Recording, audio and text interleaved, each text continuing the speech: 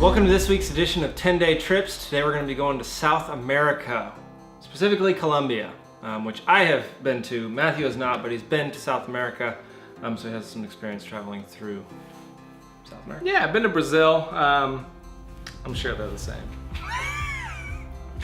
So you're going to be flying into Cartagena on Spirit Airlines for a grand total of $105. And remember, in Spanish, G's are pronounced like H's, so it looks like Cartagena. Cartagena, yeah. Except in capital city, which is Bogota. Well, not all of them. It's not. I was just speaking Bogota. Some of them. And maybe it is Bogota. I don't think Bogota. So you're gonna be flying into Cartagena, spending 3 days there, 3.5 days, hanging out in the city and lounging on the beach because it's beautiful. Best thing about Colombia is the plantains. They're so good in every form that they come in, and you can get them on the beach. Just hang out by the beach, eat some plantains, drink some cocktails, and enjoy your life. And just don't forget about Gringo Tuesday as well. Well, that's not till Bogota. Fair enough. You can stay at King Hostel while you're in Cartagena. It's 1 mile from the city center, has 7.7 rating on Hostel World, which isn't bad, but considering it's South America, it's just on the side of okay. Risky. Yeah, it could be a little risky. So make sure you do your homework and read some reviews on different places that you want to stay. Keep in mind we're planning this particular trip for May, so May 5th through the 16th, basically. From Cartagena, you're actually gonna fly to Bogota. You'd think you would drive or take a bus or a train in an in-country transition, but you're gonna fly to Bogota, which is the capital city of the country, and I believe it's the highest elevated capital city in the world. That sounds right, although I know Bolivia is up there as well. Yeah, they're both up there. I will say, when I arrived in Bogota, elevation sickness hit me pretty hard. I got major headaches for 4 or 5 days, very dehydrated, very tired. So prepare for that, bring along the appropriate medications to nix that unless you want to end up being miserable the whole time. While you're there, there's plenty of things to do. As Matthew mentioned, there's something called Gringo Tuesdays. Look it up.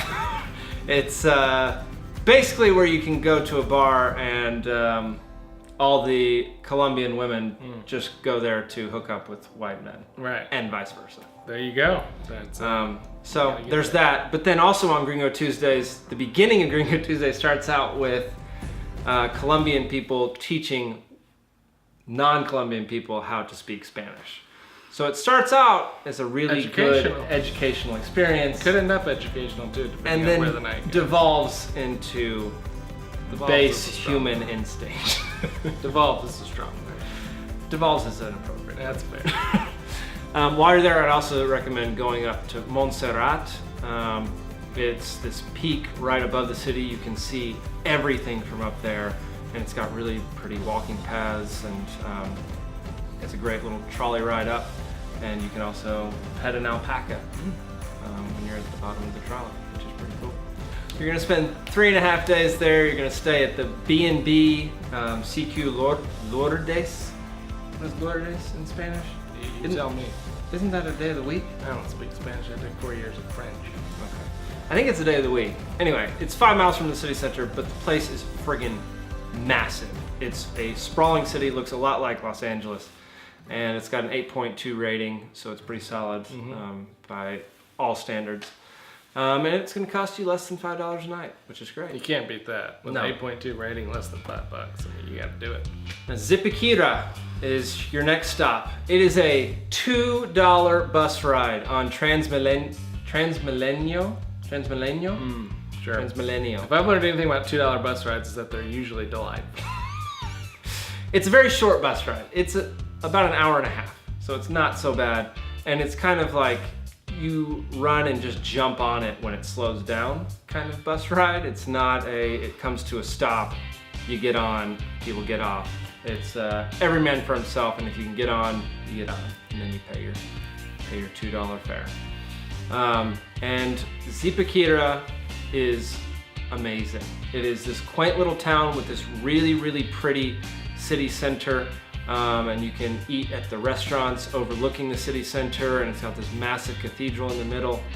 And then right outside of Zipaquira is the Salt Cathedral, which is one of my favorite sights I've ever seen in my life. It is where they go to pray to the salt god. It is an old salt mine that goes deep, deep into the mountainside, and they have turned it into this massive, massive cathedral. And it's incredible. It's awe-inspiring. It's quite a journey because you have to walk down really far into the mountain and just to see the three main rooms that are these towering rooms, bigger than any other cathedral that I've ever seen. Like far bigger than Notre Dame. Sounds like the mines of Moria. Yeah, it felt a lot like that. So while you're there, make sure you do that. It is not expensive. It is very cheap, as is almost everything there. And when you're in Zipaquira, stay at Coffee Town, which is in the city center. It literally looks into the square and city center, and it's got an 8.5 rating. And it's $7. $7 a night. Ah. And while you're staying at Coffee Town, make sure to watch the movie Coffee Town, starring Glenn Howerton and John Ralphio from Parks and Rec. Yeah, I actually would recommend that movie. Yeah, it's pretty great. Coffee Town and Coffee Town. Then you're gonna fly out of Bogota, once again on Spirit for $175. So you have to take that $2 bus ride back to Bogota. It'll be fun. You do have to take the $2 bus ride back. It's not so bad. That brings your total on required expenses to $378 for a 10-day trip. It doesn't get better than that. No, and food prices, 1 out of 5, it's a 5. You can get a full huge meal for $3, and it's delicious. It's got plantains and beans and rice and chicken, and it's so good. So it's $280 for the flight, $32 for the transportation while you're in the country, and $66 for hostels. Hard to beat. That is virtually impossible to beat. Yeah. And it's on another continent, which is crazy. You get to fly to another continent from the US and spend less than $400 on necessities. Yep. Thanks for joining us for another edition of 10-Day Trips here on Back to the Peaceful Sea. Please drop a like on the video if you enjoyed it, or if you didn't enjoy it, tell us what we did wrong, how we can improve, what we missed.